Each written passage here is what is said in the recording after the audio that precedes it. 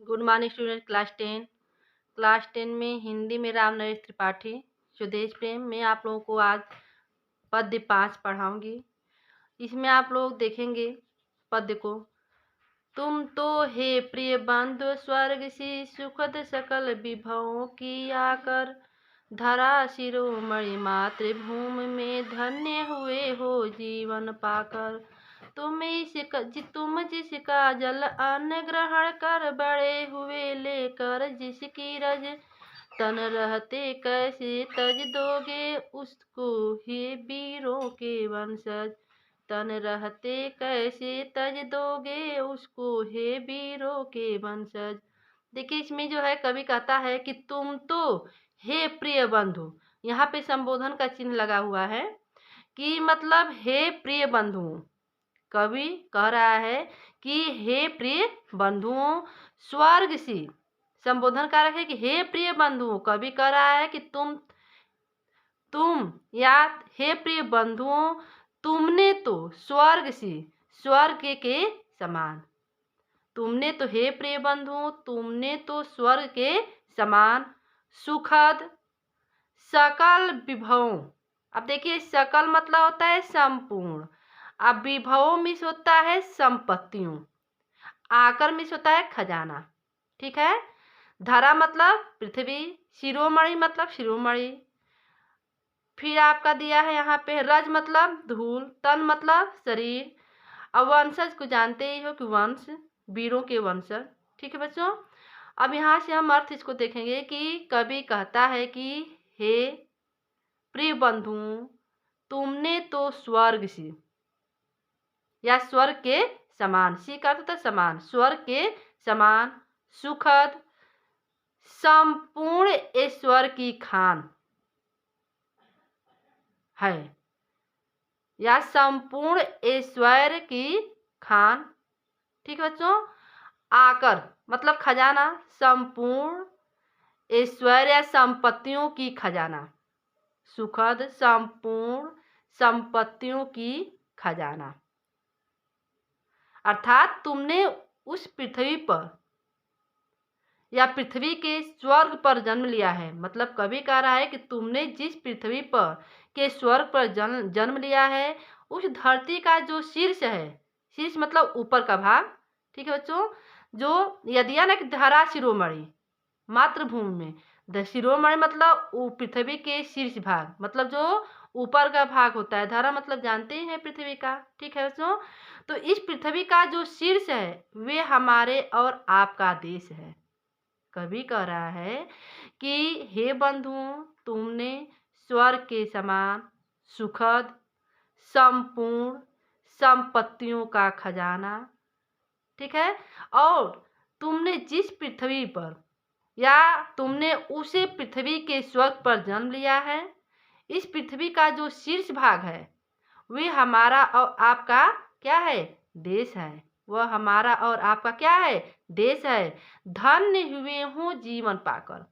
हम और आप धन्य हो गए हैं, हम और आप धन्य हो गए हैं या धन्य हैं जो इस धरती पर जन्म पाए हैं। पाकर मतलब क्या होता है, पाए हैं।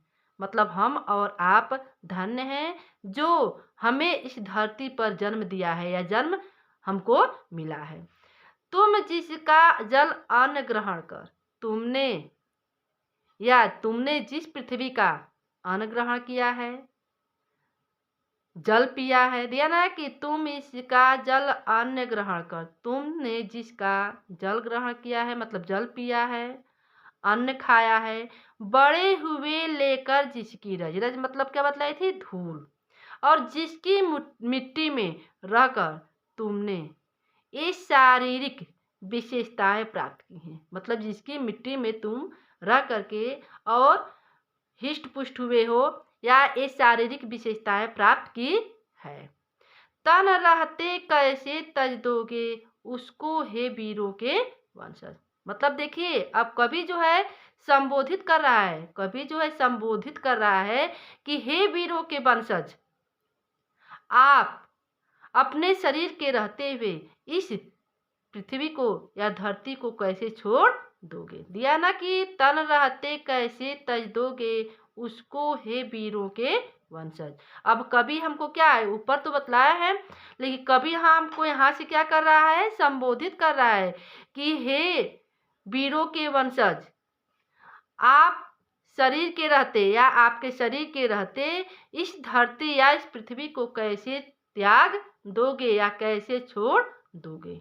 ठीक है बच्चों, आगे है कि जब तक साथ एक भी दम हो अवशिष्ट एक भी धड़कन, रखो आत्मगौरव से ऊंची, पलके ऊंचा सिर ऊंचा मन। एक बूंद भी रक्त शेष हो जब तक तन से हे शत्रुजय, दीन वचन मुख से न उचारो, मानो नहीं मृत्यु का भी भय। ठीक है बच्चों, कवि कह रहा है कि जब तक साथ एक भी दम हो, मतलब कवि कहता है कि मातृभूमि से जो प्रेम करता है या प्रेम रखने वाला जो होता है, वह जब तक साथ एक भी दम हो, मतलब तुम अपनी अंतिम सांस तक, तुम क्या है, अपनी अंतिम सांस तक और बची हुई एक भी, दिया ना कि जब तक साथ एक भी दम हो, मतलब कवि कहता है कि तुम अपनी अंतिम सांस तक, ठीक है, हो अवशिष्ट एक भी धड़कन। अब देखिए अवशिष्ट मतलब होता है बाकी, ठीक है बच्चों, मतलब बची हुई एक भी धड़कन के धड़कने तक, बची हुई एक भी धड़कन के धड़कने तक, रखो आत्मगौरव से ऊंची, अपनी आत्मगौरव की रक्षा करो। कवि कह रहा है या कवि कहता है कि मातृभूमि से रखने वाले है भाई, संबोधन कारक, मातृभूमि से प्रेम रखने वाला है भाई, तुम अपनी अंतिम सांस तक और बची हुई एक भी, अवशिष्ट मतलब बची हुई या बाकी, बची हुई एक भी धड़कन तक रखो आत्मगौरव से ऊंची, अपनी आत्मगौरव की रक्षा करो। पलके ऊंचा सिर ऊंचा मन, पलकों को किसी के भय से या दबाव से गिरने मत दो। पलके ऊंचा सिर ऊंचा मन, मतलब पलकों को किसी के भय से या दबाव से गिरने मत दो। फिर दिया है सिर, मतलब क्या होता है, मस्तिष्क या सिर, अपना मस्तिष्क किसी के सामने झुकाओ मत। ऊंचा सिर, अपने मस्तिष्क को या सिर को किसी के सामने क्या है, झुकाओ मत। ऊंचा मन, और उसे सदैव, मतलब ऊंचा मन, अपने मन को भी ऊंचा रखो। सदैव जो है अपने मन को क्या रखो, ऊंचा रखो।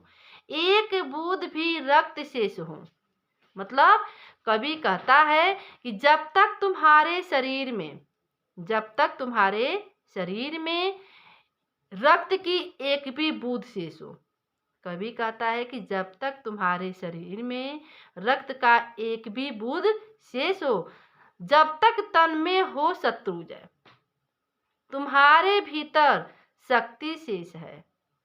शत्रुजय, शत्रुओं को जीतने वाला, शत्रुजय का अर्थ क्या होता है, शत्रुओं को जीतने वाला। ठीक है, तो कवि कह रहा है कि तुम्हारे शरीर में रक्त की एक भी बूंद शेष हो, तुम्हारा भीतर शक्ति शेष है, मतलब तुम्हारे भीतर जब तक शक्ति हो, जब तक तुम अपने मुख से किसी के भी सामने अपनी दीनता को प्रदर्शित नहीं करोगे, ठीक है, तो तब तक तन में हो शत्रुजय, और जब तक, ठीक है, तुम्हारे अंदर शत्रुओं को जीतने वाला शरीर है, जब तक तुम्हारे शत्रुओं को जीतने वाला क्या है, शरीर है, दीन वचन मुख से न उच्चारो, अपनी दीनता को। अब देखिए इसका अर्थ यहाँ से ले लिया गया पूरा कि जब तक तन में हो शत्रुजय, दीन वचन मुख से न उचारो, मानो नहीं मृत्यु का भी भय। अब यहाँ से हम इसका अर्थ लेंगे, कवि कह रहा है कि हे शत्रुओं पर विजय प्राप्त करने वाले। यहाँ इसका लेंगे हम कि हे शत्रुओं पर विजय प्राप्त करने वाले, जब तक तुम्हारे शरीर में रक्त का एक भी बूंद शेष है, तुम्हारे अंदर शक्ति शेष है, जब तक तुम अपने मुख से दीनता प्रदर्शित नहीं करोगे, मतलब किसी के सामने कहोगे नहीं, उच्चारो मतलब कहना, प्रदर्शित करना, जब तक तुम अपने मुख से अपनी दीनता को प्रदर्शित मत करो, मतलब तुम अपने मुख से दीनता को प्रदर्शित मत करो, मतलब किसी से मत कहो। मानो नहीं मृत्यु का भी भय, और मृत्यु का भय सामने उपस्थित होने पर भी स्वाभिमान की रक्षा के लिए, ठीक है, हमेशा क्या है, डटे रहो और मृत्यु से भयभीत न हो। ठीक है बच्चों, मृत्यु से क्या है, भयभीत न हो। इस शरीर को तुम फिर से प्राप्त कर सकते हो, इस शरीर को क्या हो, फिर से तुम प्राप्त कर सकते हो, अगर तुम अपने मुख से दीनता को किसी के सामने प्रदर्शित नहीं करोगे, भय से डरोगे नहीं, ठीक है, मृत्यु से भयभीत नहीं होगे, तो फिर से क्या है, तुम इस शरीर को फिर से तुम क्या कर सकते हो, प्राप्त कर सकते हो। कवि ने इतनी बात कहा है। और आप लोग पहले का देखेंगे, इसमें काव्य सौंदर्य प्रसंग देखेंगे आप लोग। पहले प्रसंग में है कि इस पंक्तियों में भारत देश के उच्च चरित्र वाले उन पूर्वजों का यशोगान किया गया है। इस पंक्तियों में भारत देश के उच्च चरित्र वाले उन पूर्वजों का यशोगान किया गया है। ठीक है बच्चों, उन पूर्वजों का क्या है, यशोगान किया गया है। अब देखिए इसमें दिया है कि अलंकार, तो दिया है कि स्वर्ग सी सुखद सकल। देखिए इसमें जो है एक ही वर्ण की कई बार आवृत्ति हुई है, ठीक है, तो स अनुप्रास अलंकार। और देखिए जिस उदाहरण में सा, सी, फिर सरिस, सम या समान, ई शब्द आते हैं, वहां पर आपका उपमा अलंकार होता है। तो यहाँ पे सी आया है, तो यहाँ पे क्या है, आपका उपमा अलंकार है। सुखद सकल, तो यहाँ पे क्या है, आपका है अनुप्रास अलंकार है। ठीक है बच्चों, और काव्य सौंदर्य में हम पूरा लिखेंगे इसका, कि पहले लिखेंगे कि मातृभूमि का प्रेम, दूसरे में है छंद, अलंकार बतला ही दी हूँ आप लोगों को, और भाषा है सरल शुद्ध, साहित्यिक खड़ी बोली, गुण है ओज गुण, शैली है भावात्मक शैली, शब्द शक्ति है लक्षणा, और रस क्या है, वीर रस है। ठीक है बच्चों, अब आप इसमें आएंगे छठवें पद में, कि इसमें जो है प्रसंग लिखेंगे कि प्रस्तुत पद्यांश में कवि लोगों को स्वाभिमान के साथ जीवन जीने का संदेश दे रहा है। कवि लोगों को स्वाभिमान के साथ जीने का संदेश दे रहा है।